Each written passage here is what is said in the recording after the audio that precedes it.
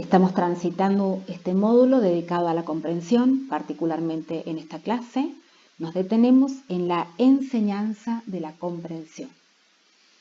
La comprensión de un texto es el primer paso para el aprendizaje de cualquier disciplina, para entender a los demás, para entender el mundo y poder integrarnos a una sociedad alfabetizada. Si no se interviene en forma adecuada, no se avanza, como muestran los resultados de las evaluaciones. Si se aprendiera a comprender sin enseñanza, el desempeño de nuestros niños sería tan bueno como en otros países. Es fundamental enseñar para poder incrementar las capacidades y habilidades lingüísticas y cognitivas y para habilitar el aprendizaje a partir de la comprensión textual.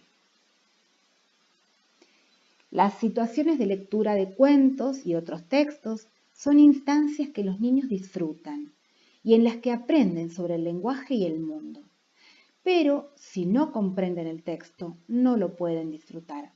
La comprensión genera interés por los eventos y disposición para participar de la lectura. Como hemos visto en la clase anterior, todas estas operaciones mentales y los conocimientos previos deben y pueden ser enseñados para incrementar la capacidad de comprensión textual de los niños. Los niños no aprenden solos a comprender, de ahí que los estudiosos del proceso de comprensión propongan el método de la lectura dialógica interactiva.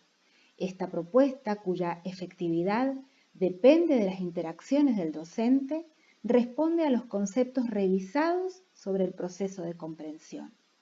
Para adentrarnos y profundizar las características de la lectura dialógica, vamos a partir de una analogía, la construcción de una casa. Como en el proceso de construcción de una casa, identificamos varios momentos en la lectura dialógica. Se plantean 4 situaciones o momentos. El primero, antes de leer un texto, a los niños es fundamental que el docente lea el texto, que identifique las palabras poco familiares, los conocimientos que los niños tienen que tener para comprender el texto, los lugares en los que debe hacer una pausa y que analice la relación entre las ilustraciones y el texto, ya que, como hemos visto, las ilustraciones pueden confundir a los niños. Es necesario, entonces, elaborar una guía para realizar la lectura, así como el arquitecto traza los planos. En segundo lugar, antes de la lectura, realiza la construcción de los cimientos. El activar conocimientos y explicar vocabulario constituyen los cimientos de la representación del texto que se va a construir. Durante la lectura, el tercer momento, construir las paredes. Construir junto con el niño la representación mental del significado del texto. En cuarto lugar, luego de la lectura, techar la casa, es decir, reformular y consolidar la representación mental del significado, recordando entre todos el texto leído.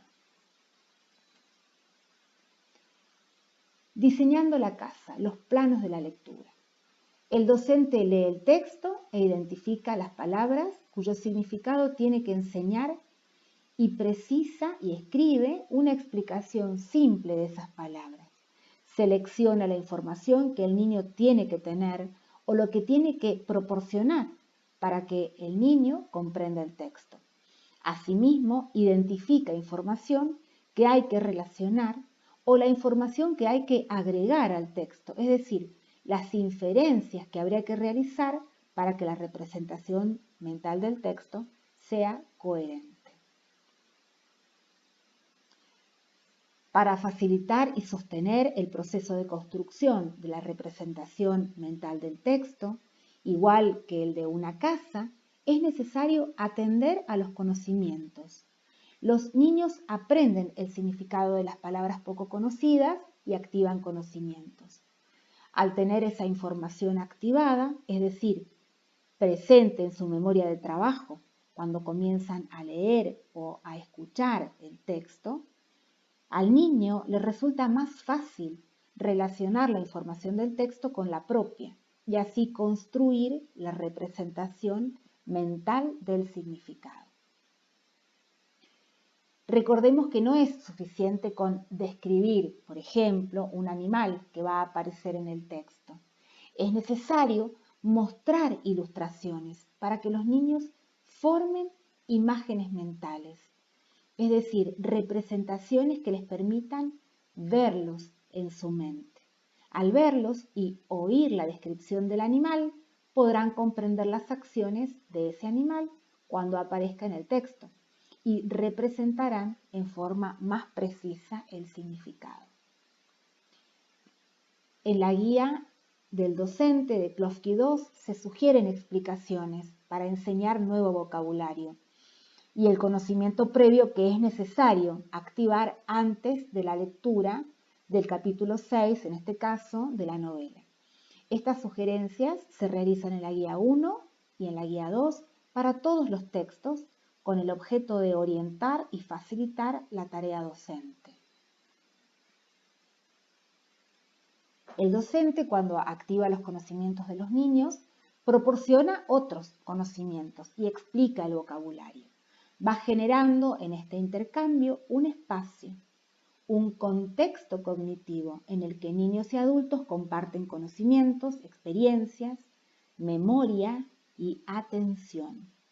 De ahí el término de contexto cognitivo.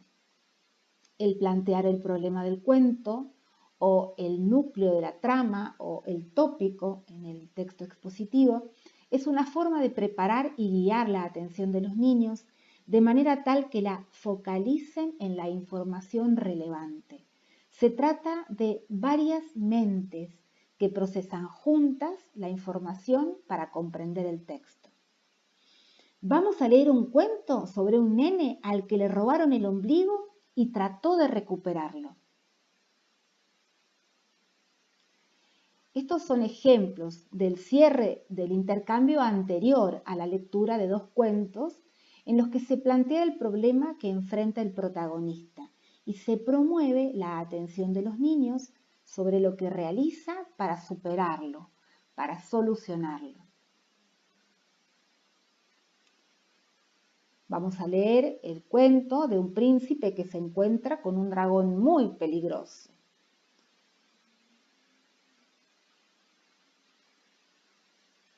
A menudo se confunde activar conocimiento con pedirle a los niños que adivinen o que anticipen qué va a suceder en el cuento, a partir del título o de las imágenes. Lo que se les está pidiendo es que activen información en forma libre, no guiada. Se ha observado que en esta situación los niños pueden anticipar o pueden inferir información, pero en la mayoría de los casos no se corresponde con el texto. Como los chicos tienen dificultad para inhibir información activada, entonces la incorporan a la representación mental que están construyendo y terminan por no comprender el texto, porque esa información no es coherente con el texto.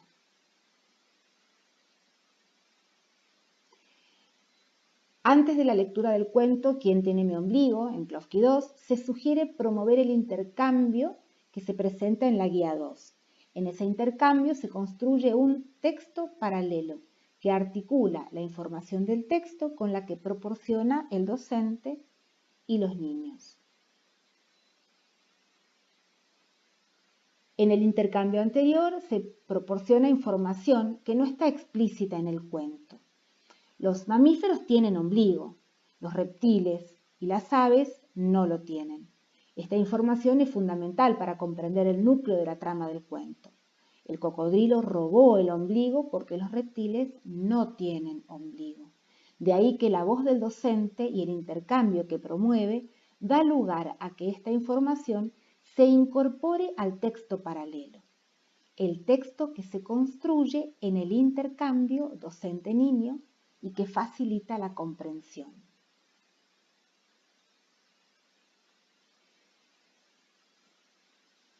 Los estudios muestran que realizar durante la lectura pausas breves en momentos adecuados para retomar la información del texto leído hasta ese momento y preguntar facilita la comprensión más que la lectura sin interrupciones.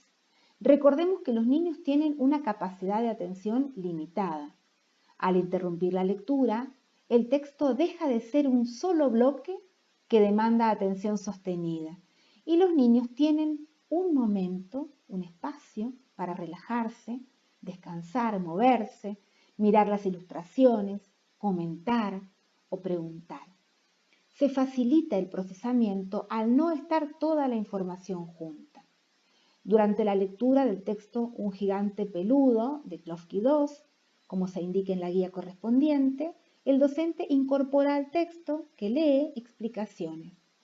Averiguar quiere decir quiso saber, sin ahogarse, en este caso quiere decir sin morirse en el agua por no poder respirar. Estas explicaciones, y las que proporcionaremos a continuación, dan lugar a la generación de un texto paralelo. ¿Qué es el texto paralelo? Es un texto ampliado que tiene como base el texto que el docente lee, al que se incorpora toda la información que proviene de los intercambios entre el docente y el niño sobre el texto, antes y durante la lectura.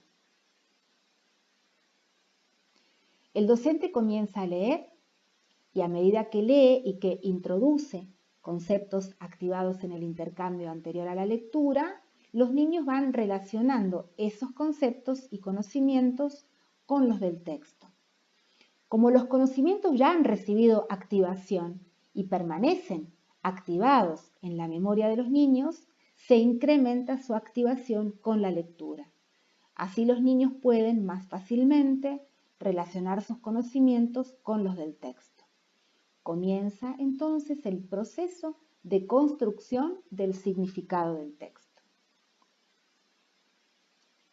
Una vez un explorador vio a un gorila que usaba un palo para medir la profundidad de un río. En este caso el docente se detiene brevemente luego de leer esta oración y señala: medir la profundidad, si el río es muy hondo o no. El proceso de comprensión, es decir, el de construcción de una representación mental del significado del texto, tiene lugar a medida que el lector oyente avanza sobre el texto. Para andamiar, apoyar y enseñar ese proceso, es necesario que el docente interrumpa la lectura en 2 o 3 lugares estratégicos del texto y comente junto con los niños la información que han procesado hasta ese momento. No se puede enseñar comprensión solo con preguntas y actividades luego de la lectura. Los procesos se enseñan cuando están sucediendo. Por ejemplo, un instructor de baile modela el paso cuando el futuro bailarín está bailando o lo hace cuando termina de bailar. En la guía se presentan las sugerencias para intervenir en la primera pausa de la lectura. Ajustar la representación mental. Como se muestra en la diapositiva anterior, sugerencia de la guía 2, se propone revisar junto con los niños el fragmento del texto leído hasta ese momento. El docente comienza recuperando información del texto. Carlitos se despertó y hace una pregunta para que los niños participen y activen la información que han representado mentalmente. ¿Qué no tenía Carlitos? El docente repite la respuesta de los chicos y vuelve a preguntar para que los chicos participen.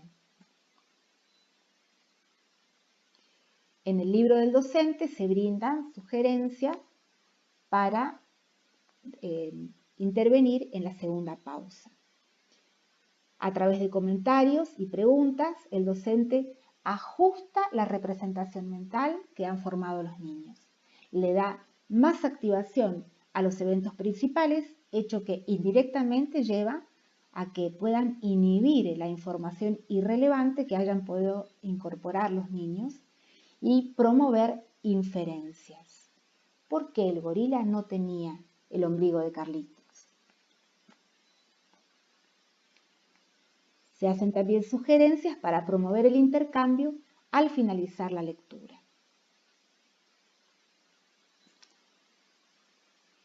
En la segunda parte de esta clase continuaremos viendo qué hacemos después de la primera lectura y cómo andamiamos la lectura interactiva de relatos de experiencias personales y cómo enseñamos a realizar inferencias.